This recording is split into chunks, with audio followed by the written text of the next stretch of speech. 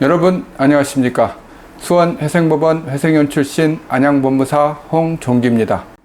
오늘은 개인회생에서 중요한 개념 중 하나인 변제율과 특히 유의해야 하는 변제율이 100%가 되는 경우에 대해 설명드리겠습니다. 개인회생을 고민하고 계신 분들께 변제율은 매우 중요한 요소인데요. 변제율이란 무엇인지, 평균적으로 변제율이 어느 정도로 나오는지, 그리고 어떤 경우에 변제율이 100%까지 이룰 수 있는지, 변제율이 높은데도 개인회생을 진행하는 의미에 대해 자세히 알아보겠습니다. 먼저 변제율이란 개인회생 절차에서 채무자가 전체 채무 중에서 갚아야 할 비율을 의미합니다. 법원은 채무자의 재산, 소득, 부채 상황 등을 종합적으로 고려하여 변제율을 결정합니다. 평균적으로 채무자는 3년에서 5년간 전체 채무의 약 20% 정도만 변제하고 나머지는 면책받는 경우가 가장 많습니다. 하지만 특별한 상황에서는 변제율이 100%, 즉 채무 원금 전액을 갚아야 하는 경우도 발생할 수 있습니다. 변제율이 100%로 설정되는 몇 가지 상황들이 있습니다. 이런 상황을 설명하기 전에 먼저 개인회생에서 가장 중요한 기준 중 하나인 청산가치 보장의 원칙을 설명드리겠습니다. 개인회생 절차에서 절대적으로 지켜져야 하는 기준인 청산가치 보장의 원칙이란 채무자의 재산 가치 이상의 변제가 이루어져야 한다는 원칙입니다. 쉽게 말해 채무자가 소유한 재산의 가치보다는 높은 금액을 채권자에게 변제해야 한다는 뜻입니다. 개인회생은 사정이 어려운 채무자의 경제적인 재기를 도와주기 위해 국가의 힘으로 채무를 탕감시키고 그만큼 채권자는 손해를 보게 되는 제도인 만큼 제도의 악용을 막고 채권자에게도 어느 정도의 변제를 보장해 주어야 한다는 의미입니다. 이러한 청산가치에는 채무자 소유의 부동산, 자동차, 임대차 보증금, 보험 해약 환급금, 예적금 등이 포함됩니다. 예를 들어 채무자가 부동산이나 자동차와 같은 재산을 보유하고 있다면 그 재산의 가치를 계산하고 법원은 채권자가 받을 수 있는 금액이 그보다 적지 않도록 변제 금액을 결정하게 됩니다. 결론적으로 청산가치 보장의 원칙에 따라 총 채무와 채무자의 청산가치, 즉 소유 자산의 가치가 비슷한 경우 변제율이 100%에 가까워지거나 100%가 될 가능성이 큽니다. 세 번째로 합리적으로 소명할 수 없는 요인으로 발생한 채무로 인해 변제율이 높아질 수 있습니다.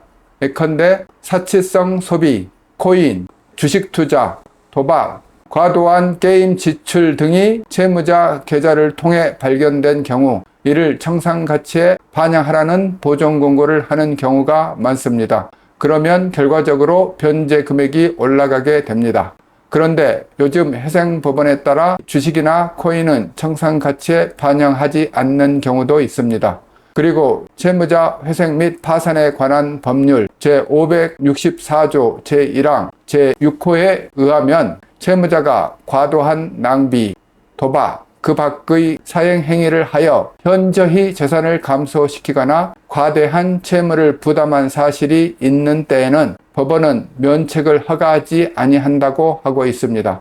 이는 법원에서 채무자의 성실함과 소득 안정성을 의심하게 하는 요소이기 때문에 파산 절차의 경우에는 면책을 허용하지 않고 있습니다. 이런 경우 파산 신청을 할 수 없고 개인회생을 진행하면서 청산가치에 반영해야 합니다. 법원에서는 채무자의 모든 활동성 계좌 내역을 전부 확인하기 때문에 이러한 내역은 숨기기도 어렵고 은닉으로 판단된 경우 더욱 불리해질 수 있습니다. 자세한 내용은 저번 영상에서 설명드렸으니 참고하시길 바랍니다. 마지막으로 채무 금액이 상대적으로 적은 경우에도 변제율이 100%로 설정될 수 있습니다. 채무 금액이 적다면 법원은 채무자가 그 금액을 전액 변제하는 것이 가능하다고 판단하여 변제율을 100%로 결정할 수 있습니다. 이 경우 모든 채무를 갚아야 하는 상황이 될 수 있습니다.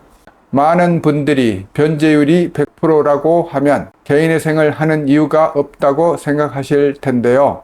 변제율이 높게 책정된다고 해서 개인회생이 의미가 없어지는 것은 절대 아닙니다. 채무 변제율이 높더라도 이자는 변제에서 제외하고 있고 이자가 더 이상 증가하지 않으며 무엇보다도 강제 집행을 중단시킬 수 있다는 점에서 큰 의미가 있습니다. 즉 채무자는 이자가 늘어나지 않고 채무를 고정시킬 수 있고 더 이상 추가적인 법적 압박을 받지 않을 수 있게 됩니다. 개인회생 절차를 통해 채무자는 일정한 기간 동안 정해진 금액을 상환하면서도 법원의 보호를 받을 수 있습니다. 결론적으로 변제율이 높더라도 개인회생은 이자가 붙지 않고 더 이상 강제 집행으로 재산을 압류당할 위험이 없다는 점에서 재산을 보호할 뿐만 아니라 심리적으로도 안정감을 얻을 수 있기 때문에 매우 중요한 의미가 있습니다. 변제율이란 전체 채무 중에서 변제하는 금액 비율을 말하므로 아래에서는 변제금을 낮추는 방법도 있습니다. 먼저 청산 가치에 포함되지 않는 자산을 명확히 파악하는 것이 중요합니다. 예를 들어 주거용 임대차 보증금 및 임금, 퇴직금 등 압류 금지 채권과 같은 자산은 보호받을 수 있는 자산으로 인정될 수 있습니다.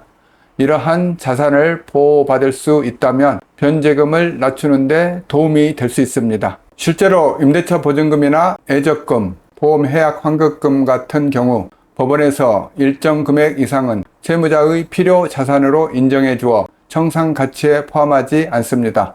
또한 채무자의 특수한 사정을 법원에 인정받는다면 변제금을 낮출 가능성도 있습니다. 예를 들어 만성적인 질환으로 인해 지속적인 치료가 필요하거나 채무자가 돌봐야 하는 미성년자 자녀가 있다면 법원에서 이를 추가 생계비를 인정해 변제금을 조정할 수 있습니다. 오늘은 개인회생에서 변제율이 무엇인지 또 변제율이 100%가 되는 경우에 대해 알아보았습니다. 개인회생 절차는 복잡하기도 하고 인생에서 중요한 결정이기 때문에 혼자서 고민하기보다 전문가의 도움을 받는 것이 매우 중요합니다. 저희 법무사 사무실에서는 여러분의 상황에 맞는 최적의 해결책을 제시해드리고 성공적인 개인회생 절차를 진행할 수 있도록 최선을 다해 도와드리고 있습니다. 궁금한 점이나 상담이 필요하시면 언제든지 저희 사무실로 연락 주시기 바랍니다.